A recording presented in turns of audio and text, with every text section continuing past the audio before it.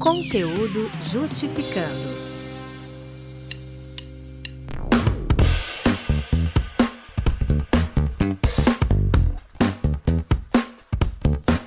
Olá a todas e todos, aqui quem fala é André Zanardi, editor e apresentador do Justificando. Estamos de volta aí com o nosso programa em um episódio que já começa animado, mas animado por quê, né? Animado porque a gente vai fazer análise de conjuntura dessa pós-anulação aí das sentenças que condenaram o Lula. Então a gente viu aí que o jogo político deu uma boa movimentada e claro que a gente não ia poder deixar de abordar esse tema aqui no nosso podcast. E mais notícias felizes, estou aqui com a Mabô, minha companheiríssima de bancada. Queria registrar que estamos completando 2 anos de programa. Parabéns, querida. Oi, amigo, parabéns para você também. Parabéns para os nossos colunistas, né, que ficaram anos aí ajudando a gente nas análises. Eu tô feliz de completar 2 anos de programa, mas eu confesso que eu queria muito fazer essa comemoração presencial. Acho que no momento a gente não tá conseguindo celebrar nada, né, aniversário, a gente tá celebrando o fato de estar vivo, né, resistindo a esse momento, com saúde. Tá meio pro forma, né? As coisas estão acontecendo porque a gente tem que aqui criar alguns marcos. Mas que esse marco seja feito aqui, 2 anos de programa sensacional. Acho que a gente trouxe pessoas incríveis até hoje.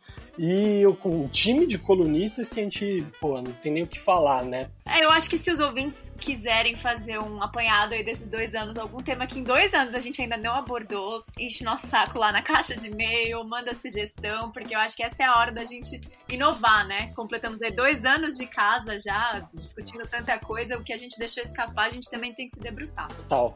Hoje a gente então faz uma análise do fim da Lava Jato, das pendengas do nosso STF, da possibilidade da eleição do Lula, e para isso a gente trouxe para conversar conosco o nosso grande companheiro, colunista Rubens Casara, ele que é juiz do Tribunal de Justiça do Rio de Janeiro, é mestre em Ciências Penais, doutor de Direito. Chega mais, Casara, parabéns para você também pelo nosso podcast, chega junto. Estava morrendo de saudade de vocês, André, Mabô, Renan. Prazer estar aqui hoje com o Marcelo, queridíssimo amigo, recém-aniversariante. Aproveito para, de público, dar os parabéns por mais uma primavera. Gente, sabe o que eu tô pensando? O podcast do Justificando é pisciano. Muito sonhador. Eu acho que tem tudo a ver com a nossa vibe. A gente ter nascido em março, cara. E nasceu junto com o Marcelo, né? Junto com o Marcelo. Já chamou o Marcelo, Mabô? Coloca ele na nossa festa aqui. Bom, o Marcelo, gente, é um colunista que já fez várias análises importantes aqui com a gente. Eu lembro, inclusive, quando o Lula saiu da prisão, a gente fez um episódio com ele, a Esther Solano, discutindo o que seria do cenário, e ele falou uma coisa muito acertada. Ele falou que a opinião pública ia se reacostumar com o Lula livre. E aí agora eu quero perguntar pra ele se é possível se acostumar com o Lula elegível. Então tô falando aqui com o meu querido Marcelo Semer, mestre em Direito Penal, doutor em Criminologia pela USP, juiz do TJ São Paulo e autor do livro Sentenciando o Tráfico. Bem-vindo, amigo! Oi, Mabô, oi, André, Rubens, Renan aqui na cobertura. É um prazer muito grande estar aqui com vocês. E eu quero dizer para todo mundo que fui eu que lembrei que a gente fez há 2 anos, porque me veio a fotinho lá no Facebook. E a primeira gravação a gente foi feita justamente no meu aniversário, mas eu era bem mais jovem naquela época. Agora já tô um pouco mais maduro, né? Acho que sim, eu acho que se acostumar com o Lula elegível, até o Fernando Henrique já se acostumou, né? Eu vi hoje, passou pela rede social, tava aí, ele dizendo, o Lula é uma pessoa calejada, não é direita nem esquerda, etc. Ele demorou algo em torno de 48 horas para se acostumar. Eu acho que é curioso isso, né? A Rede Globo também, ela acho que isolou o Lula da sua programação por anos a fio, né? E de repente voltou aqui naquele dia que ele volta fazendo um discurso com meia hora de Lula. Eu falei, mas o que será que tá acontecendo? Eu acho, assim, só para dar um palpite meu, agora o esporte preferido de todo mundo vai ser trazer o Lula para o centro, né? A gente sabe que isso já aconteceu uma vez e isso acho que vai se repetir. Mas ainda tem bastante lava-jato pra gente falar por aí, né? Então acho que com essa esquentada a gente pode rodar a vinheta, amigo. Vamos rodar a vinheta. É aniversário. Vamos junto.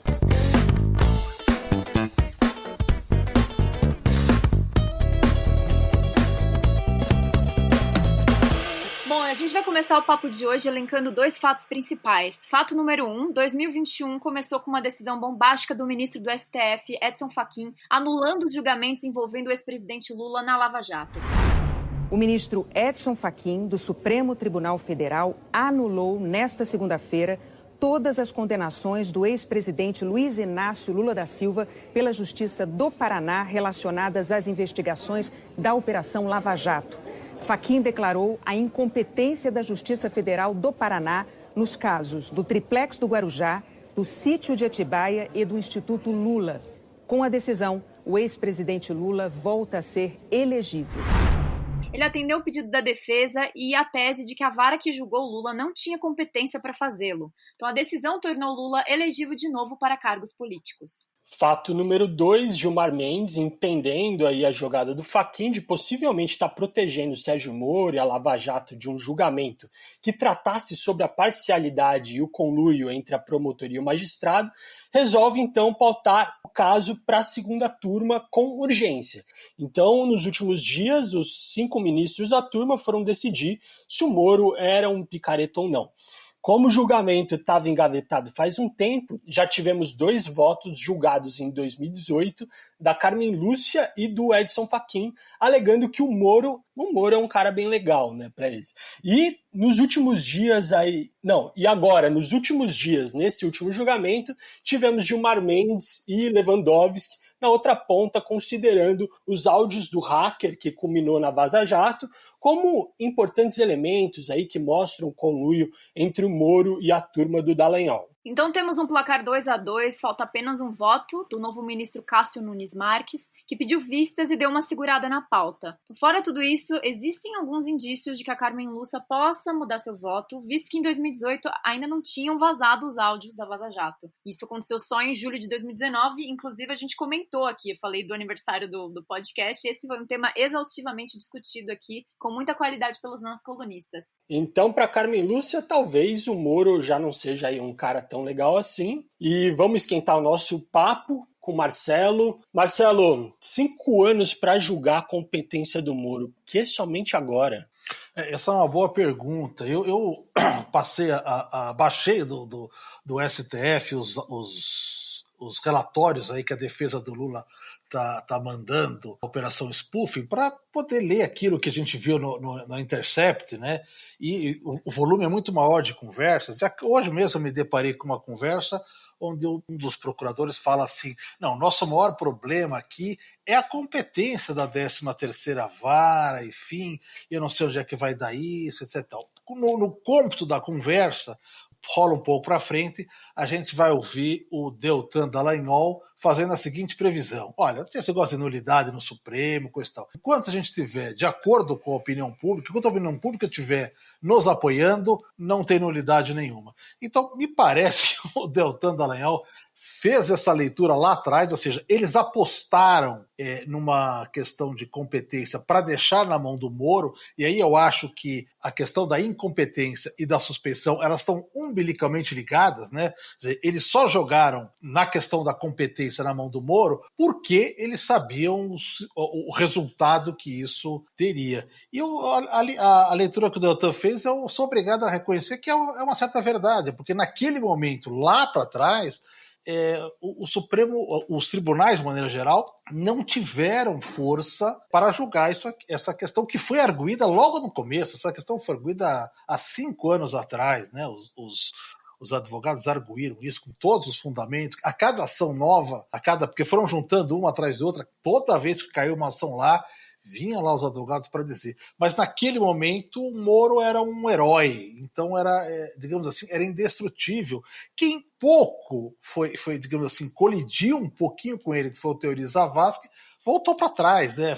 Ele foi soltar o pessoal, depois acabou recuando, enfim. Então era uma coisa indestrutível. Acontece que passados 5 anos, muita coisa passou pela ponte e, de fato, eles trouxeram uma nova. Foi possível, digamos assim, você olhar com outros olhos. Agora, a Mabô colocou uma coisa que me parece fundamental aí, né? Quer dizer, acho que uma coisa que eu gostaria de discutir, depois eu quero ouvir o Rubens sobre isso, que é a questão de tratar, o Rubens é professor de processo penal, né? Que é a questão de tratar o processo como uma estratégia, né? Porque o advogado tem estratégia, o promotor tem estratégia, porque eles são partes. Mas o que a gente viu aí, principalmente entre Gilmar e Fachin, mas sobretudo o Fachin, foi usar o processo como estratégia. Quer dizer, esta decisão do Fachin de anular tudo monocraticamente para também prejudicar o julgamento da suspeição, na verdade foi aquela expressão de eu vou como é que é?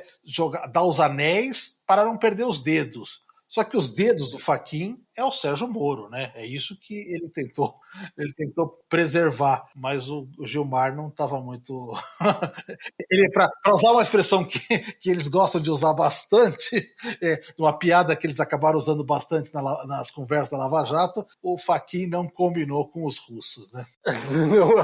Faltou combinar com o Moro. Então, mas me fala um negócio. Nesse caso, você percebe que o STF está fazendo algum meia-culpa, está tentando arrumar a situação, todo o escarcéu que eles já fizeram lá atrás, ou tem alguma coisa aí por trás que a gente não está vendo? Como que está a sua análise sobre isso? Não dá para a gente falar o STF, porque a gente viu que são personalidades diferentes, posições diferentes que estão se chocando lá dentro, né? O Fachin pareceu muito claro, ele deu uma decisão. Veja, vamos olhar o seguinte, ele diz que todos os processos do Lula estão anulados, e no mesmo dia, no Twitter, o Deltan praticamente o abraça. Bom, se você olhasse 5 anos atrás, alguém vai decidir a favor do Lula, o Deltan tinha um ataque. Mas agora não. Já saiu notinha da Lava Jato, já saiu notinha do Sérgio Moro, todo mundo elogiando o Fachin. Então, eu acho que a questão do Fachin parece essa. O grande problema que eu vejo é que a gente tem... Não é uma questão de saber quem vai ganhar ou quem vai perder, mas o processo existe uma certa estabilidade. E a gente ficou sem saber exatamente quem é o juiz da causa. Porque o Fachin, ora julga na turma, ora julga no plenário. Depende de como a coisa está indo. E dessa vez ele resolveu julgar sozinho. Aí o recurso dele vai para o plenário. Embora na decisão dele ele fale, não é caso de plenário, porque já há consenso. Portanto, revogo a afetação ao plenário e manda para a turma. Então, a gente não sabe quem é o juiz do processo. E isso é um problema. Não dá pra, quando você vai ter um julgamento sem saber quem é o juiz, ou com dúvidas sobre o juiz, é que alguma coisa não está muito acertada aí, né? E eu não sei. O que pensam os outros, eu confesso que eu não sei. O que ficou claro é que parece que o Fachin pediu auxílio para o Fux, e o Fux não quis matar no peito. Isso que pareceu. Uma boa, contigo. Não, então, eu queria entender uma coisa. Isso que você citou agora, Marcelo, de uma hora, tipo, ele julgar sozinho, né, uma decisão monocrática, e uma hora jogar pro plenário, isso é normal no STF? Isso acontece outras vezes? Ou é uma questão que eles fazem, assim, por conveniência, nesse mérito da Lava Jato? Em outros casos, esse vai e vem acontece? Olha, eu confesso que não sei mais dizer o que é normal no STF. Eu tenho uma certa dificuldade. Eu estava falando no Twitter, explicando algumas coisas no Twitter naquele dia, e veio um fulano que falou assim, poxa, muito obrigado você explicar, porque é difícil por um leigo entender. Eu falei, cara, é difícil por um juiz entender o STF. Então, eu não sei, eu não tenho a história disso na cabeça. O que me parece, do que eu estou vendo, as decisões que nos chamam a atenção, é que existem critérios para você levar ao plenário, né? Veja, se as turmas estão julgando coisas diferentes, a teses diferentes, então você vai levar o plenário para aquilo acomodar. Mas o Fachin, nesse despacho dele, ele fala, olha, não tem mais sentido ir para o plenário, porque tanto o plenário quanto a segunda turma estão julgando a mesma coisa agora. Então, não precisa disso. Bom, se não precisa disso, eu não sei explicar porque isso vai ao plenário agora. A única coisa que me pareceu, e talvez o Rubens consiga explicar melhor, é que eu acho que a questão a ser discutida aí não é se os processos estão valendo ou não estão valendo. Eles não estão valendo, isso é claro. A questão de saber é o seguinte, é para julgar a suspeição ou não? A decisão do Fachin dizia claramente, não vai, a suspeição perdeu o objeto. Que era uma decisão ela chega a ser, digamos assim, teratológica, ou seja, absurda, que a gente costuma dizer no direito, porque se ele mandou o julgamento para a turma, né, o André falou aí, já tinha 2 votos a favor, etc. O julgamento já se iniciou, depois que o julgamento se inicia, o relator não pode monocraticamente extinguir o julgamento. Ele abriu para a turma é o juiz. Então quem vai reconhecer se julga ou não julga é a turma. Mas agora a gente tem, o Fachin fala que a suspensão não é para ser julgada, a turma chegou por 4-1 e falou vai ser julgado, e a gente vai ter agora a decisão do plenário, porque o plenário pode chegar lá e falar não é para ser julgado. Então, assim, é confuso. Eu acho que não tem aí segurança nenhuma nisso. Acho que tá muito complicado. E Rubens, o que você diria disso tudo? Eu diria que eu concordo rigorosamente com tudo que o Marcelo falou até agora. Em relação à Lava Jato, se instaurou um vale-tudo. Assim, tudo que era pró-Lava Jato estava sendo aceito. E agora, nesse momento, diante de uma série de circunstâncias de todos conhecidas, se tenta impor algum tipo de limite. A questão da competência é discutida desde 2016. Igualmente, a questão da suspeição. Havia já vários elementos no processo, independentemente da Vaza Jato, independentemente de tornar público essas conversas entre procuradores da República, juízes e outras figuras, já haviam elementos que permitiriam discutir essa questão da violação da imparcialidade, ou seja, a questão da suspeição. Mas isso vem agora se tornar o centro da discussão jurídica. Mas, como o Marcelo falou, o grande problema é que esses procedimentos não estão seguindo aquilo que se chama legalidade estrita.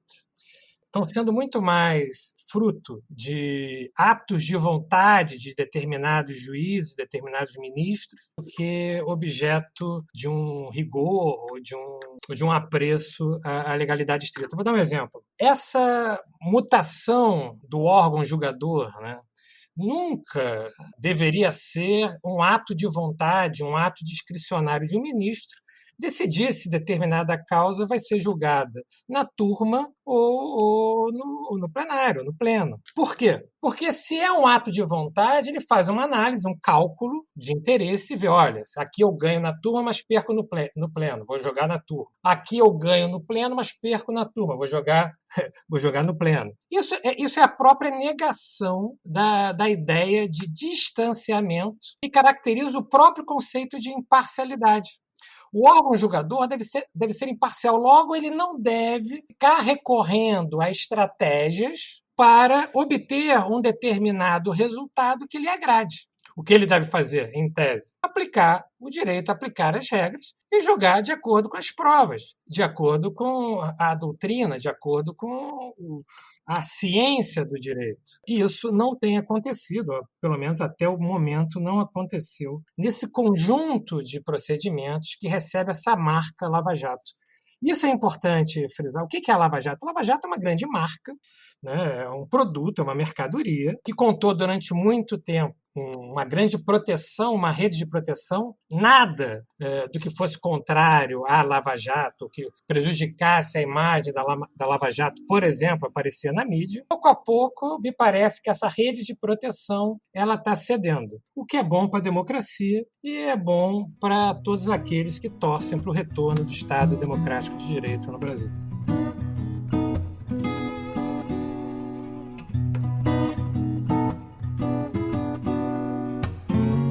Ô Rubens, aproveitando então, queria refletir um pouco sobre o julgamento aí que está pendente da suspeição do Moro, e eu queria que você talvez abordasse isso e a questão das provas que foram colhidas nesse período de Lava Jato para os outros acusados. Elas deveriam ser anuladas ou não? Quais devem ser? Quais não devem ser?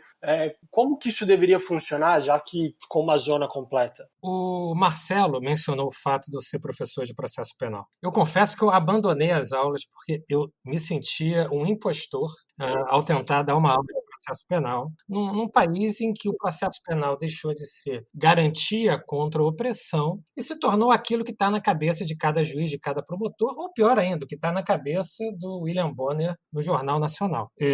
Então é difícil dar uma explicação, mas se fôssemos seguir as regras do Estado democrático de direito, qualquer prova, qualquer elemento introduzido no processo por um juiz parcial, por um juiz comprometido com uma das versões, por um juiz que abandona a inércia para fazer valer o que ele acha que é correto, e não aquilo que está na lei, não aquilo que as provas demonstram, esses elementos teriam que ser tidos como inválido. Por quê? Porque a imparcialidade, essa posição de não saber que o juiz deveria entrar no processo, a imparcialidade é condição de possibilidade da própria jurisdição. Se o juiz é parcial, a jurisdição está completamente comprometida. Tudo aquilo que um juiz parcial produz num processo não tem qualquer validade, não deveria produzir qualquer efeito. E eu concordo com a análise do Marcelo Semer quando diz que, nesse processo, a questão da imparcialidade, ou seja, a questão da suspeição, está intimamente ligada à questão da competência,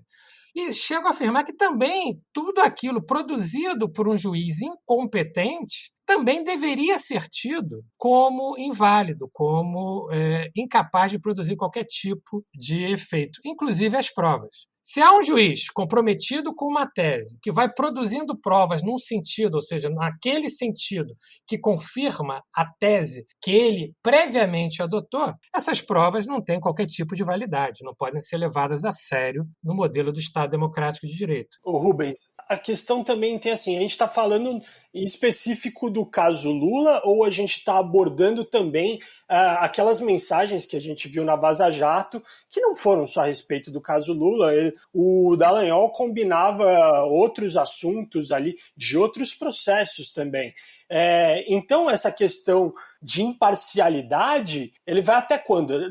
Nos processos que a parte Dallagnol está envolvida e que o Moro é o juiz, está comprometido também? A gente pode ver dessa forma ou não? Ou precisa estar ali provado dentro das mensagens que existia uma intenção? Como que funciona isso? André, em todo processo que há um conluio entre o órgão acusador e o juiz, em todo processo em que o juiz age motivado por interesses outros, interesses parciais, em todo processo que o juiz se compromete antes mesmo da instrução com um determinado resultado do processo, tudo aquilo que ele produz tem que ser tido por inválido, tem que ser tido por nulo, independentemente de quem está envolvido. O Papa, o Lula, Fernando Henrique Cardoso, independentemente de quem esteja envolvido, nós temos o quê? Uma quebra do Estado Democrático de Direito, quando a jurisdição é utilizada como instrumento para atacar um inimigo, quando a jurisdição é utilizada por um juiz comprometido com uma das partes. Nós temos aí o quê? Distorções que são incompatíveis com o Estado Democrático de Direito, não importa quem esteja envolvido. Olha, eu fico sempre meio zureta quando a gente fala desses temas bem juridiquês, mas, cara, o que eu fico impressionada com essa história toda é que, assim, eu já falei disso aqui, mas, assim, toda a narrativa de que esse cara tava fazendo besteira só foi legitimada e, assim, institucionalmente aceita por causa de um hacker. Antes de ter hacker, vários juristas, assim, de respeito, de renome no Brasil já falavam que tinha um monte de irregularidade naquilo e ninguém ouvia, então precisou de um hacker entrar e escancarar um monte de diálogo bizarro para darem ouvidos a coisas que já estavam sendo questionadas e problematizadas. Então eu fico pensando, gente, se não fosse por esse bendito de Araraquara, a gente já tá no escuro porque ninguém dava ouvidos. Posso fazer uma intervenção aqui? Claro. Eu fiquei pensando nisso hoje. Puxa, se não fosse o hacker, o hacker acabou sendo, digamos assim, a decadência da Lava Jato. Mas eu cheguei à conclusão de que não foi. Eu acho que, veja, se nós tivéssemos ainda com aquele apreço da opinião pública, aquele que fala o Deltan, do que fala o Sérgio Moro, ia acontecer com os órgãos de imprensa o que fez a Rede Globo, por exemplo. Ela não passou nenhuma das matérias, das coisas e pronto. E o Supremo simplesmente ia dizer: prova e lista não pode ser utilizada, ponto. Isso ia cair na poeira da história. Eu, de novo, vou chamar a atenção para aquilo que a gente lê. É maravilhoso isso. Lógico, evidentemente, só soube isso por causa do hacker, Mas um dos procuradores, me fugiu o nome aqui, eu tentei procurar, mas é muito papel, não consegui encontrar aqui. Ele fala o seguinte: quando o Moro aceita o ministério do Bolsonaro, ele já prevê o seguinte: olha, agora acabou tudo. Vão dizer que a Lava Jato fez isso porque fez isso, a gente vai perder a moral e não sei o que tal. Isso é uma verdade. Eu acho que o que mudou, digamos assim, o que abriu espaço, de novo vou dizer, eu concordo com o Deltan, não com o pensamento dele, mas com o pragmatismo dele. A hora que a gente perder a opinião pública, a gente perde tudo. Eu acho que a guinada se deu quando o Moro aceita ser ministro do Bolsonaro. Eu vejo pelas conversas aqui, ninguém aprovou do pessoal da Lava Jato e o Deltan Dallagnol não falou nada. A proximidade dele, enfim, ele não falou. Mas vai até dizer, eles estão pensando para depois ser ministro supremo, e alguém fala, não vai dar, ele vai brigar com o governo, não vai ser ministro, ou seja, coisas que eram claramente perceptíveis. Mas eu acho que a partir desse momento as pessoas começam a pensar, puxa, mas será que aquilo que falavam que era uma perseguição não era mesmo? Porque, veja, há um diálogo aqui na Vaza Jato, na Operação Spoofing, onde eles ficam, alguns procuradores, não todos, né, mas alguns ficam atônitos quando o Moro levanta o sigilo da delação do Palocci a 6 dias da eleição. E dizem claramente isso. Olha, isso é para interferir na eleição, isso é ativismo judicial, isso não pode, etc, etc e tal. E falam isso, mas a defesa pediu. Não, a defesa pediu para ela ver, não pediu para abrir para todo mundo, não faz sentido. Ou seja, aí quando, momentos depois, ele aceita o convite, volta para trás o filme, e o cara fala, tá vendo? Tá vendo por que ele fez isso? Então, você, certo ou errado, as pessoas vão fazendo essas conexões. E um dos procuradores também fala alguma coisa assim, a gente vai levar todos digamos assim, as rejeições de Bolsonaro juntos, porque eles vão estar ligados ao governo Bolsonaro. E eu acho que é isso que aconteceu. O Moro carregou, usou a Lava Jato, digamos assim, como um trampolim. Isso aconteceu em vários lugares, na Itália também aconteceu isso, nas mãos limpas e tal. E acabou, de uma certa forma, colocando uma grande suspeição sobre a Lava Jato. Eu acho que isso permitiu que, quando veio a Vaza Jato, as pessoas acreditassem, dessem vaza. Porque se a Vaza Jato acontecesse há 3 anos atrás, ela ia ficar na poeira da história. Ninguém ia falar sobre ela, não, imagina, não interessa, coisa e tal. Então, acho que talvez assim, a grandiloquência dele, a ambição do Moro, acabou colocando em risco, abriu essa brecha para que o jornalismo voltasse a acontecer, porque o jornalismo ficou suspenso por alguns anos. Eu conversei com vários jornalistas e eles falaram assim, puxa vida, mas que surpreendente ver o Moro assim. Falaram, mas nada do que está dizendo aqui é estranho para você. Ao contrário, eles falam o seguinte, olha, temos que passar isso de forma anônima para o jornalista. Manda para o Abutre que ele vai fazer. Eles participaram disso, obviamente com consciência, ganharam seus frutos, suas glórias, fizeram livros, etc e tal. Mas quando liga Moro com Bolsonaro, as pessoas dão uma recuada. Eu acho que isso permitiu a entrada aí de um questionamento. E quando o jornalismo voltou a ser praticado, aí você pôs as claras com isso. Isso que eu acho que aconteceu. E lembrando que a gente estava falando do hacker aqui, no final das contas, coitado, o cara foi um injustiçado. No maior escândalo do judiciário, da história do Brasil, tá lá, ele tá pagando o pato lá. Eu vou dizer que eu torço aí para eventualmente o Lula ganhar e fazer, quem sabe, um perdão judicial aí para esse colega aí. O nosso Snowden, né? Porque, pelo amor de Deus, né? Mas, assim, voltando ao assunto ali, pra gente terminar o nosso juridiquês, assim, eu queria saber de vocês o que a gente pode esperar do ministro Cássio Nunes agora, nessa decisão que ele vai dar, e a Carmen Lúcia. Será que ela volta atrás da decisão que ela tinha dado em 2018? Porque em 2018, como a gente falou, não tinha Vaza Jato, não tinham esses dados. Agora está escancarada na cara de todo mundo. Carmen Lúcia volta atrás ou não? Como que vocês veem? Rubens? Olha, ela deu sinais de que poderia voltar atrás, inclusive comentando o voto, salvo engano, do ministro Gilmar, que, aliás, procurava dialogar com ela enquanto expunha as suas razões. É aquilo que eu estava dizendo, uma coisa é a ilegalidade, uma coisa é a atipicidade processual, são as violações, é a parcialidade. Outra coisa é a vontade de declarar essa imparcialidade, outra coisa é a coragem de declarar essa parcialidade. Então, nós temos que esperar para ver como vai ser o contexto no momento da continuação desse julgamento. Porque até agora, a única coisa que mudou não foi o surgimento de uma incompetência, não foi o surgimento de uma parcialidade. Tudo isso está presente desde o início. O que mudou foi o contexto. Me preocupa que esse contexto possa mudar novamente e a decisão fique condicionada por essa alteração que está no campo do político. Nós não podemos ser ingênuos. Uma coisa é o direito, uma coisa é a ciência jurídica, ela existe. Ela deveria condicionar as decisões judiciais, mas no fundo, o que tem acontecido é a política o tempo todo dando as cartas, a política o tempo todo condicionando o que vai ser declarado através do Poder Judiciário ou não. Em outras palavras, o Judiciário, mais do que nunca, é uma arena de disputas políticas. E vamos ver o que o ministro Nunes vai decidir em breve. Vamos ver se a Carmen Lúcia vai mudar ou não o seu voto. Será que essa do ministro Cássio Nunes não vem no pacote do matar no peito aí para tentar fazer um grande acordo, começar a minar a Lava Jato também? Porque no final das contas foi muito conversado, né, com o governo Bolsonaro. Ele escolheu o ministro para estar lá, que fez um bom acordão lá com o Centrão. Enfim, talvez a melhor saída para eles fosse dar um fim na Lava Jato, né?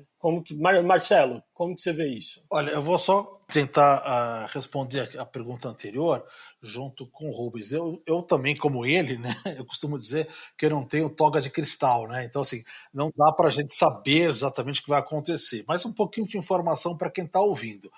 A Carmen Lúcia, ela chegou a dizer no julgamento, além de digamos assim, secundar algumas questões do Gilmar, ela falar gravíssimo, isso é gravíssimo, etc. Tal, ela chegou a dizer que já tem um voto pronto.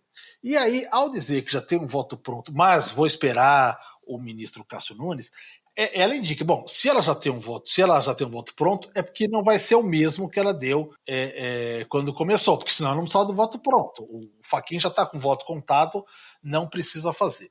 Mas também surgiu uma outra informação, que eu não sei de qual dos meios de imprensa que veio, é que isso poderia ser, que ela teria avisado o relator, que se declararia suspeita em face de uma das conversas aí ter envolvido o nome dela, quando quem fala naquela decisão de soltar o Lula, não solta o Lula, a partir da decisão do desembargador Favretto, né, criou-se todo, digamos assim, um QG para evitar que uma decisão judicial fosse cumprida, né, como se isso fosse normal dentro de um processo. Mas uma das coisas que acho que o Deltan Dallagnol teria dito a Carmen Lúcia vai falar com o Jungmann para isso, que tal. Ela não aparece, ela falando em momento algum, mas eu não sei, algum órgão de imprensa especulou que podia ser isso.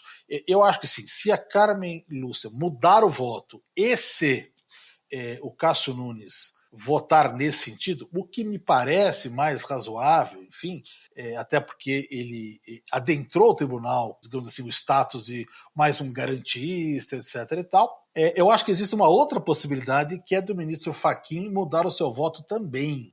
Ele disse, quero falar ao final, o presidente Gilmar. E por que isso aconteceria? Porque no regimento do Supremo, se o relator perde, ele perde a prevenção dos processos. Então, isso passaria ao Gilmar e não ao Fachin. Então, já aconteceu isso antes do relator mudar para continuar relator. Então a gente, sim, tanto a gente pode ter um 2-2 com alguém, com a Carmen sendo se declarando suspeita e o Lula ganhando pelo empate, como a gente pode ter um 5-0.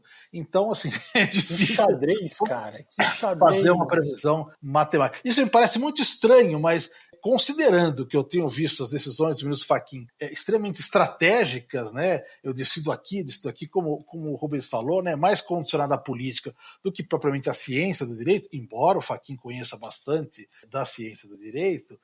Então eu não sei dizer qual vai ser o resultado final. Eu acho que o jogo mais importante vai ser julgado no plenário, porque, de repente, o plenário pode acatar a decisão do Fachin e dizer está prejudicado a suspeição. E o plenário pode fazer isso. Eu acho que é estranho, mas ele pode fazer isso. E aí, talvez não tenha nem decisão. É uma outra hipótese ainda. Ela é parada no meio. Mas, enfim, é difícil apostar no resultado. E, Marcelo, um ministro que muda o voto para se manter na relatoria ou que manda um processo para o plenário fora das hipóteses legais, ele estaria agindo com quebra da imparcialidade, na tua opinião? Essa aqui é difícil. Bomba, hein? Bomba! Eu não sei. Eu acho o seguinte, acho que juiz, eu vou falar de uma forma genérica, e aí cada um encaixe no seu lugar. Eu acho que juiz não tem que ter estratégia. Quando o juiz tem estratégia, ele assume o lugar da parte, ou seja, o juiz está agindo buscando um resultado. O juiz não tem que buscar um resultado. Lógico, você dá o seu voto, você fica satisfeito se os outros concordam com você ou não. Enfim, se você vai ser voto vencedor ou voto vencido, isso faz parte, sei lá, um pouco da vaidade, um pouco do nosso trabalho. Agora, nós não podemos fazer ações para que isso converja para um resultado ou para o outro. A partir do momento em que o juiz vira um estrategista e pratica ações para que a sua decisão seja mantida nesse sentido ou no outro sentido, eu acho que aí ele passa a agir como parte, né? Porque quem faz estratégia é parte. O juiz tinha que fazer a estratégia apenas de julgamento. O que a gente quer dentro de um julgamento? Que o julgamento termine, que a gente julgue os processos. Veja, esse caso da prisão do Lula foi um caso, mas mexeu tanto com o país que foi julgado habeas corpus no plenário e deu 6-5 e foi uma cobertura gigantesca. Como, passado algum tempo, o Fachin anula 4 processos com uma decisão monocrática? Qual o sentido de fazer isso sozinho? Mas já tá consensual. Ótimo, passe para os outros, vai ser consensual.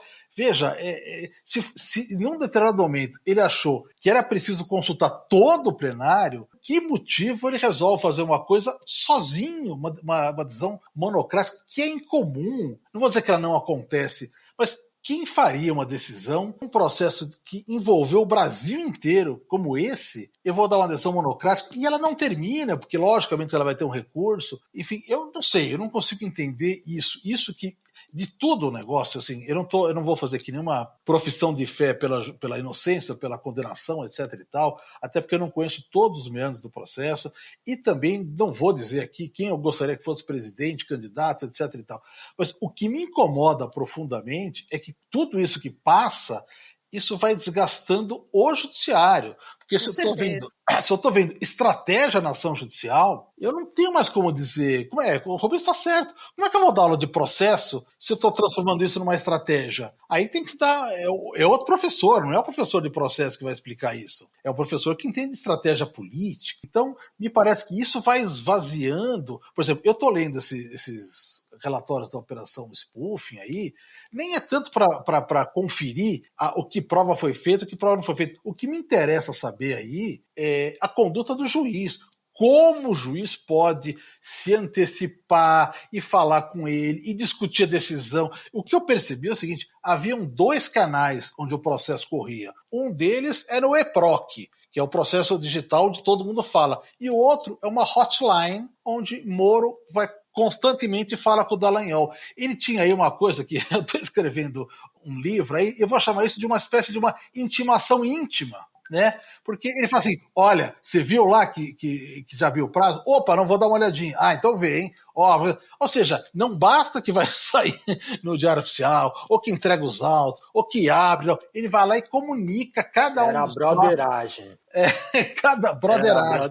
Você está falando broderagem, mas há uma passagem aqui onde o fulano fala assim, não vamos pedir a prisão. Eu não percebi se é do Lula ou não. Não vamos pedir. Salvo se o russo quiser. Aí por companheirismo. Quer dizer... Companheirismo!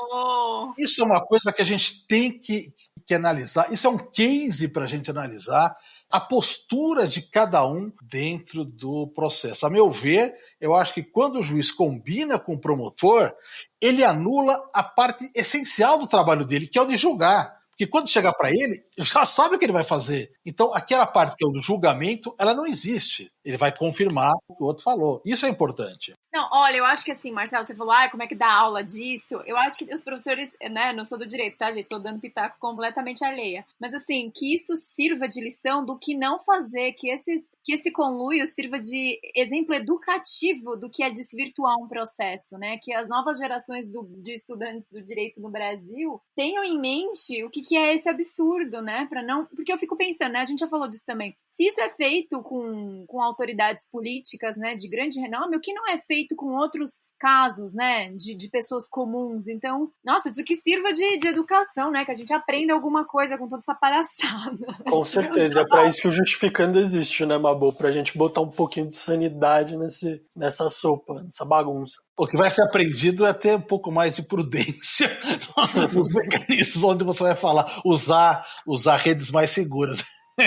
Cuidado com o hacker alheio. Cuidado com o hacker alheio. O problema, nesse caso, gente, é que a espetacularização desses processos relacionados à Lava Jato, que viraram tema de conversa de bar, e essa naturalização do absurdo faz que agora o que é correto soe estranho. Então você escuta na rua as pessoas falando, não, mas vários juízes concordaram que estava tudo certo. Mas o fato de vários juízes acharem que está certo ou errado não transforma o errado em certo. O que nós temos é uma quantidade maior ainda de erros e, quiçá, uma quantidade maior ainda de violações à imparcialidade. Um prejuízo imensurável aí na credibilidade do judiciário brasileiro. E no imaginário da população, André. As pessoas passaram a achar que o certo é essa distorção, é esse acordinho de amigos, de companheirismos entre acusador e juiz. Aí o juiz se torna um inquisidor também. E isso é contrário à própria essência da função jurisdicional. Olha só surgiu o Ministério Público, só surgiu o Procurador da República para garantir a imparcialidade do juiz. Você teria um outro órgão, também do Estado, que atuaria de maneira parcial. Para quê? Para que o juiz ficasse resguardado, para que o juiz ficasse inerte, para que o juiz fosse imparcial. Quando o juiz está do lado do promotor, combinado, tentando um determinado resultado no processo, você acabou com o processo penal brasileiro.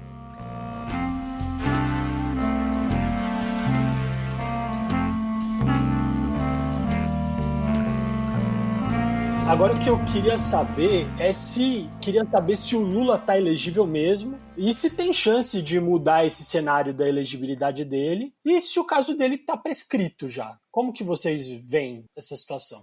Bom, sobre a elegibilidade, pode mudar? Pode, porque depende da decisão do Fachin, que vai ser submetida ao plenário. Então, de novo, a gente vai estar na mesma incerteza. Não acredito que a decisão do Fachin vá cair. O que eu acredito que o plenário possa fazer, talvez, é dar mais força a ela, esvaziar a suspeição. Mas também não sei se isso vai acontecer. Então, acho que enquanto ele não tem são anuladas as sentenças, enquanto ele não tem uma condenação em segundo grau, segundo a lei da ficha limpa, ele não perde a elegibilidade e acho muito difícil que isso aconteça em prazo tão curto. Com relação à prescrição, aí tem que pegar o processo, tem que ver data dos fatos, qual é o crime, etc. e tal. Então, não sei dizer.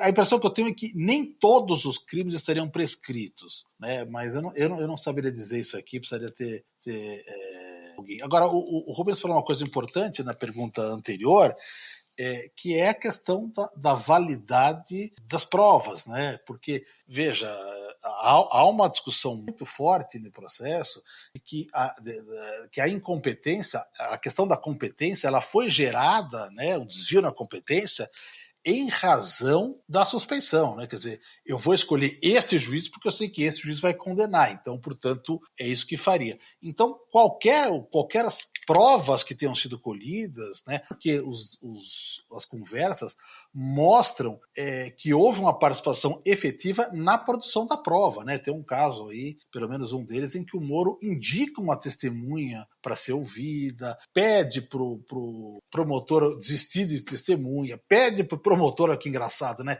Ele fala tão pouco a defesa que ele quer pedir uma coisa para a defesa, ele pede pro promotor, pede pro promotor, olha, não dá para você falar pro pessoal desistir das testemunhas, tá? Vamos falar com ele, tudo bem, tal, porque pediu é lei, né?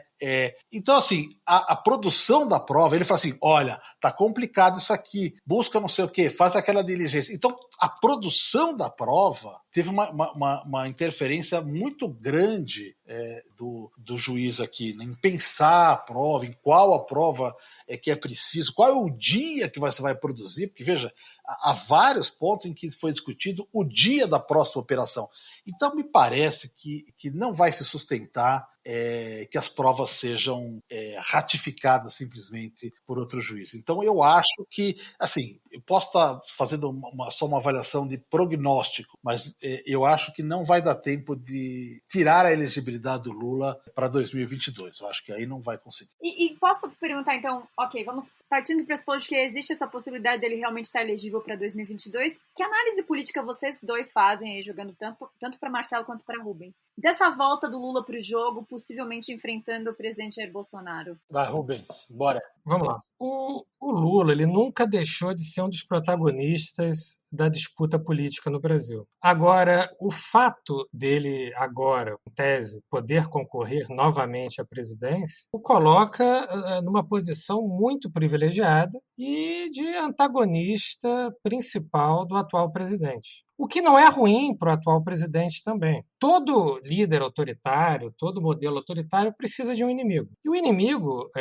nos últimos anos, tem sido, abre aspas, petismo, esquerdismo, a bandeira vermelha, ou qualquer coisa do tipo. Então, há uma tendência agora a uma disputa entre dois projetos que já foram testados na prática. O projeto de administração do PT, com tudo aquilo de positivo e de negativo que produziu, com tudo aquilo que de fato errou e do que dizem que errou, que não são necessariamente a mesma coisa, e o projeto do Bolsonaro, que inacreditavelmente conta com 30% de apoio fiel da população. Hoje, um candidato com 30% de apoio da população tende a estar no segundo turno de qualquer pleito eleitoral. E o Lula também tem um percentual de votos, quer dizer, uma promessa de votos aí que gira em torno também dos seus 30%.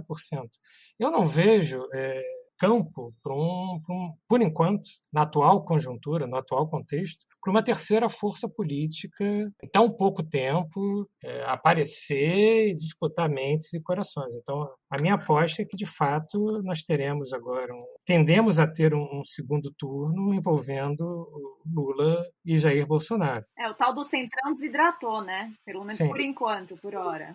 O que é curioso, porque me parecia que o próprio Lula não estava muito empolgado em disputar mais uma eleição.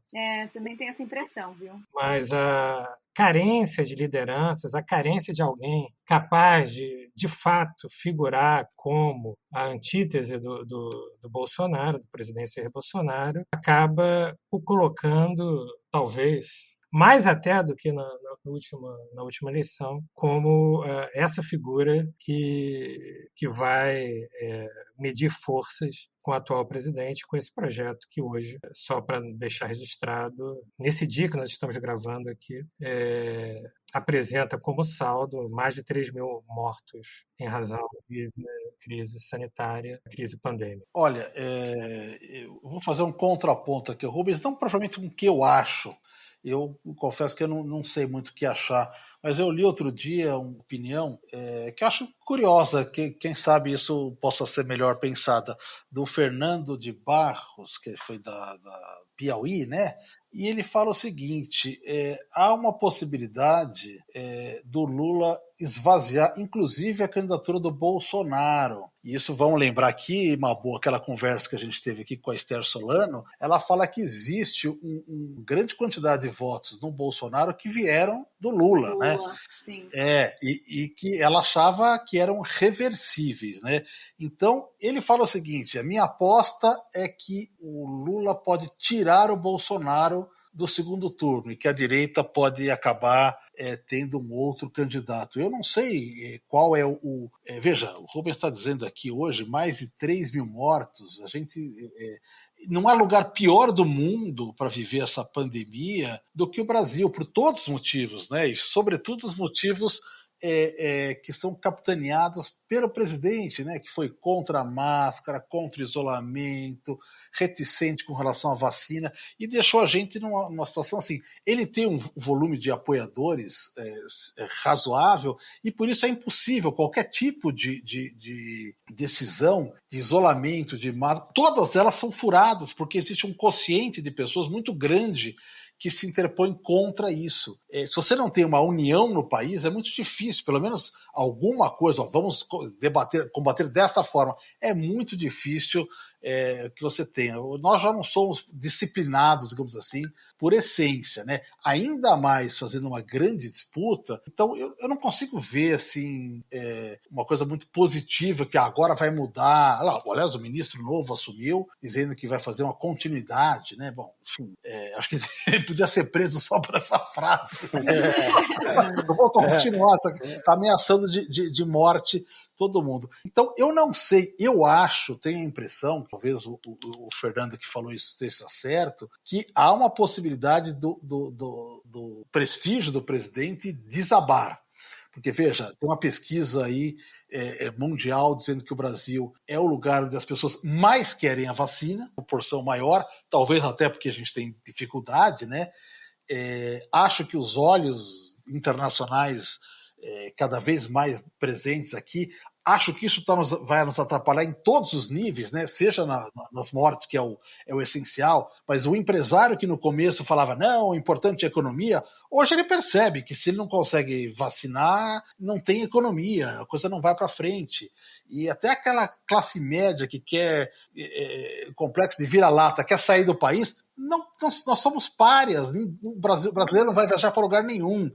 Então, eu acho que existe uma possibilidade aí, e talvez é por isso que o Lula tenha sido tão bem recebido, digamos assim, pelos estratos mais conservadores, que é de que ele ajude a esvaziar, digamos assim, essa popularidade, ainda mais do Bolsonaro, e talvez um desastre, ele nem vá para o segundo turno. Eu não me preocuparia muito com o Centrão. O Centrão ele é muito fluido, sempre foi, a história dele é essa, ele vai a quem tem melhores perspectivas, e ir ao Lula é facílimo, eles já estiveram juntos, né? Não custa nada para eles. Aí, aliás, o Arthur Lira, naquele dia da eleição do Fachin, falou isso. Eu não sei se o Lula merece, mas o Moro certamente não, né? Ou seja, eu não vejo grande dificuldade. Se a coisa começa a ir para o lado do Lula, eu acho que o governo Bolsonaro vai se esvaziando, e a popularidade dele também. Problemas não faltam. Quer dizer, se alguém estiver disposto a levar adiante o impeachment, não faltam problemas, não faltam crimes de responsabilidade. Então tem a sobra aí para fazer, só falta a vontade política. E só tem vontade política de impeachar o presidente quando ele está com a aprovação baixa. Então acho que talvez a gente vai precisar mais alguns meses para ver se esse quadro vai se manter, como está sugerindo o Rubens aí, ou ele pode mudar, como falou o jornalista da Piauí. E aí muda o jogo todo, né? Porque aí Essa leitura é muito interessante. Também não tinha pensado por esse lado. É um pouco otimista.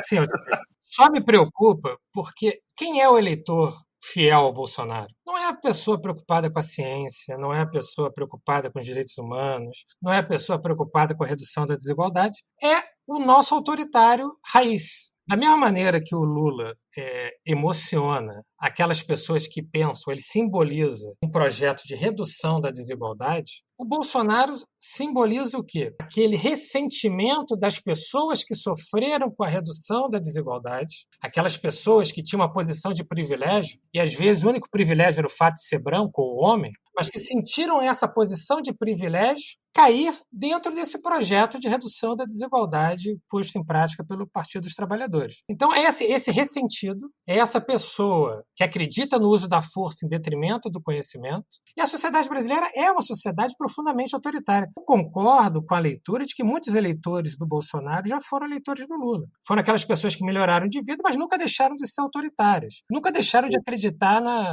em respostas de força, em violência, aumento de lei. E vamos e venhamos, o próprio Partido dos Trabalhadores surfou nessa onda em dados momentos, ou não teve coragem de romper com essa tendência, apoiando vários projetos de lei profundamente autoritários. Então, me parece que essa disputa entre quem pretende ou quem luta pela redução da desigualdade e quem se identifica com o autoritarismo ainda vai estar presente em 2022.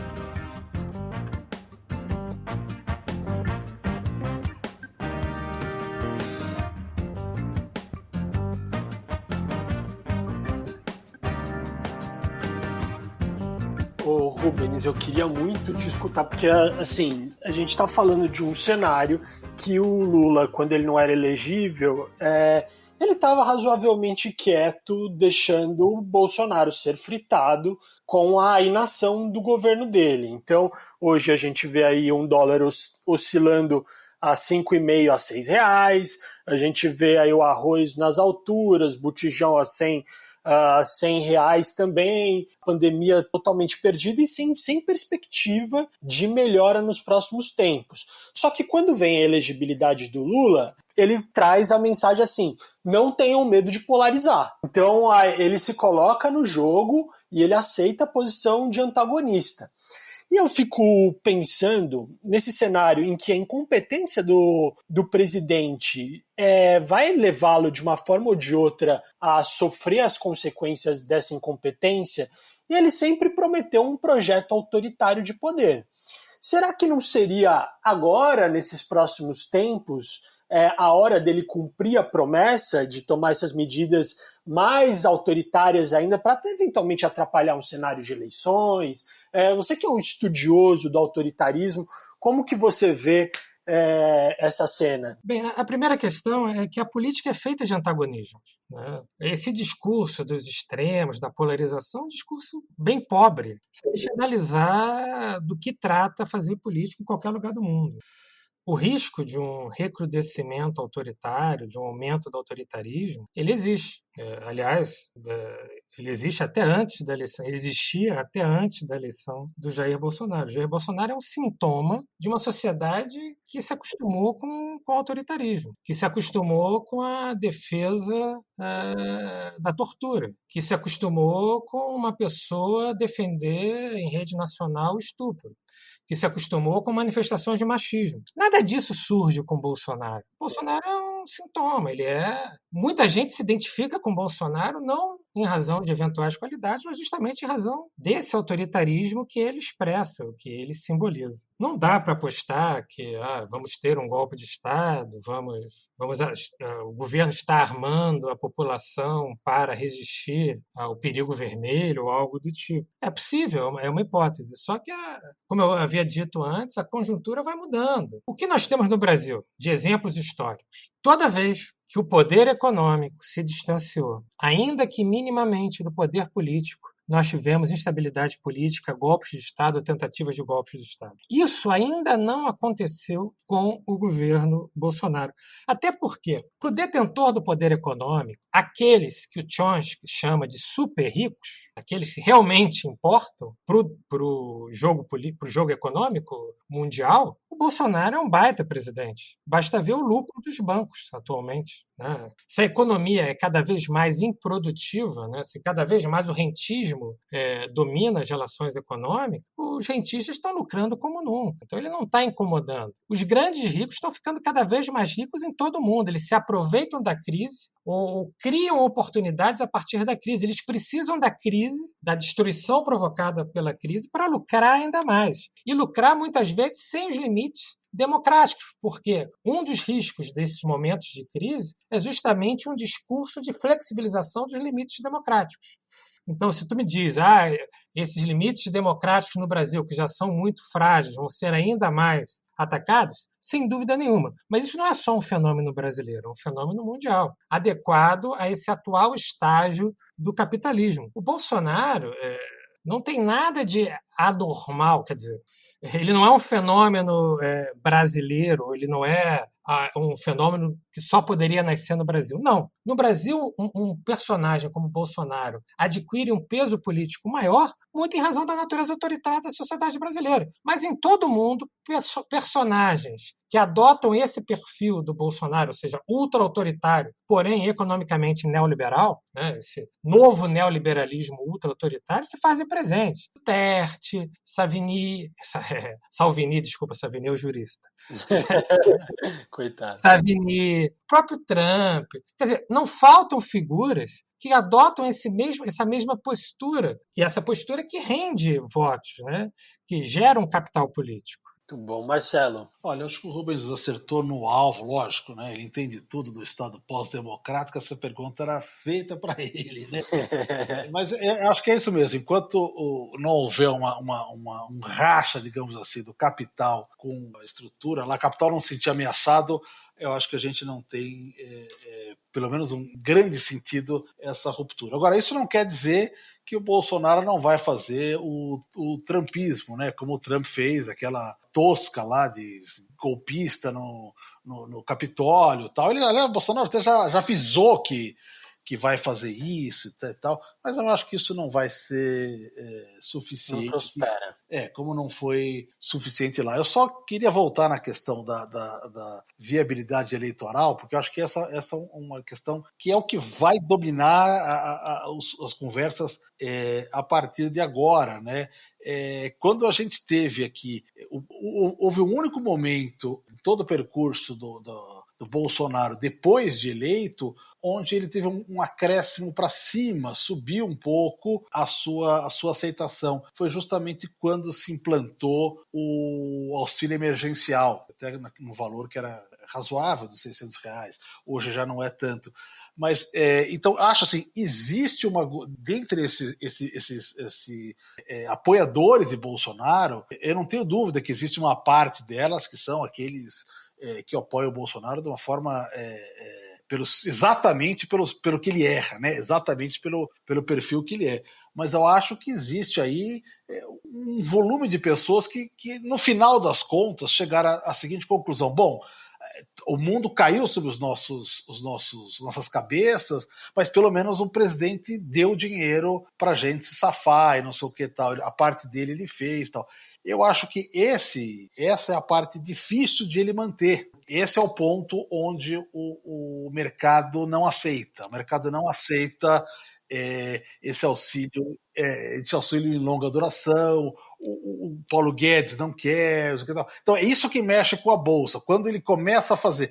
Então, ao chegar o Lula na elegibilidade, o Bolsonaro passa a usar máscara, passa a fazer não sei o quê, tira o pazueiro. Ele mudou de figura. Eu diria o seguinte: pela primeira vez desde que começou o governo, ele passou a ser o refém da narrativa e não o dono da narrativa. Porque ele instaurava, inclusive, 10 narrativas ao mesmo tempo, e a oposição que nem barata tonta para olhar para um lado, para o outro, bate aqui, golden shower, não sei o que tal. Era muito difícil fazer oposição porque ele dominava completamente a narrativa.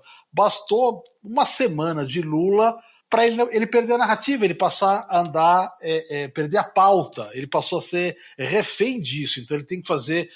E quando o político tem que ser refém, ele perde a pauta, ele vai fazer coisas que vão ficar ruim com o seu eleitorado. Por exemplo, agora tem uma manifestação de policiais. Guedes e o mercado, digamos assim, só aceitou passar o auxílio emergencial, ainda que em valor bem menor, se fizesse um congelamento de 15 anos de salário de funcionário público, o que é uma coisa grotesca, né?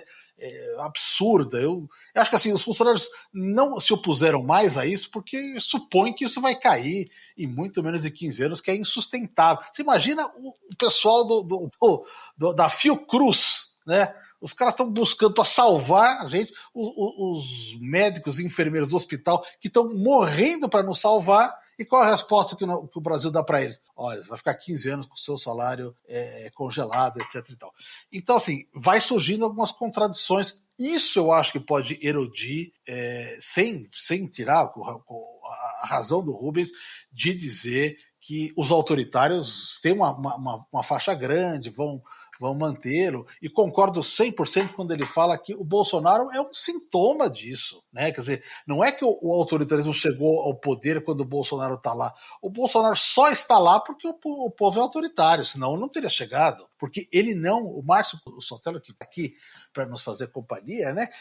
Ele tem falado, ele fala bastante disso, e esse vínculo que ele faz do Bolsonaro com o fascismo, né? É que ele nunca escondeu isso. E o Hitler não escondeu, o Mussolini não escondeu, eles sempre mostraram isso. E o Bolsonaro sempre mostrou esse lado autoritário, e é por isso que ele foi eleito, teve um percentual de votos aí que continua sendo fã desse autoritarismo. Mas eu não acho que é suficiente isso para colocar ele no segundo turno. Ele precisa ter o apoio dos liberais, ele precisa ter o apoio da classe mais baixa, enfim, acho que isso não é o suficiente para ele, e ele hoje está percebendo isso, por isso que ele está numa... Só que o problema é como conquistar apoio lá embaixo se eu preciso ficar refém do mercado lá em cima. Eu acho que esse é o grande problema que o Bolsonaro tem que desatar. Não, eu acho que você matou a pau, Marcelo. Esse é o problema para ele evitar que esse eleitorado que a Esther Solano mencionou vá para o Lula ou para algum candidato de esquerda, né? Mas,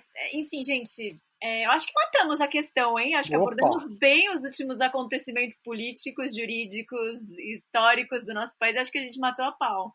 Qualquer hora a gente faz das rachadinhas aí vamos esperar andar um pouquinho mais, e eu acho que vai ser um bom assunto daqui pra frente. O André é esperançoso de que vai andar um pouquinho mais. A gente precisa se agarrar a alguma coisa, velho. Senão a gente não aguenta acordar nesse país. Essa é real. A rachadinha tá que nem aquela propaganda não sei se vocês lembram disso, talvez vocês sejam jovens, uma propaganda de companhia aérea que queria dizer que fazia voos diretos e tirava sarro de quem fazia aqueles voos com escala, né? Anda 300 km, para mais um pouquinho, anda. Uma musiquinha que era muito engraçado. A rachadinha está sendo assim, é um voo com muitas escalas. Tá muitas escalas. Pinga-pinga. Mas uma hora chega lá, né? Mas, bom, gente, eu primeiro, Mabô, queria agradecer muito 2 anos de programa, lembrar que agradecer muito nossos ouvintes, nossos colunistas, Marcelo, Rubens, Márcio Sotelo Felipe, Margarete Pedroso, Ana Serrano, Márcia Semer, Patrick Mariano, Jane Álvares, Sheila de Carvalho, nossa queridíssima. Obrigado a todos vocês. A gente não podia ter um time melhor pra ficar com a gente esses 2 anos, né? Essa é a real. Muito bem acompanhados. Um projeto foda e vamos lembrar que nasceu ali no dia do aniversário do Marcelo, e o projeto aconteceu porque Marcelo Semer teve a grande ideia. Que seja dito, hein? Sim, que seja aí dito. Registrado. Sim. Agora sou o responsável, sou o pai da criança. O pai é teu, que o filho é teu, amigo. Eu que vou ser criminalizado aqui. Muito bom, gente. Obrigado, então, Mabô. Fecha aí, vai. Gente, obrigada por acompanharem nosso podcast semanal aqui, nossa resistência jurídica e política. Continuem seguindo, justificando nas redes sociais, mandando sugestões pra gente. E é isso, nos vemos semana que vem. Se tudo der certo, fiquem em casa. E é isso aí, um beijo, aquele abraço.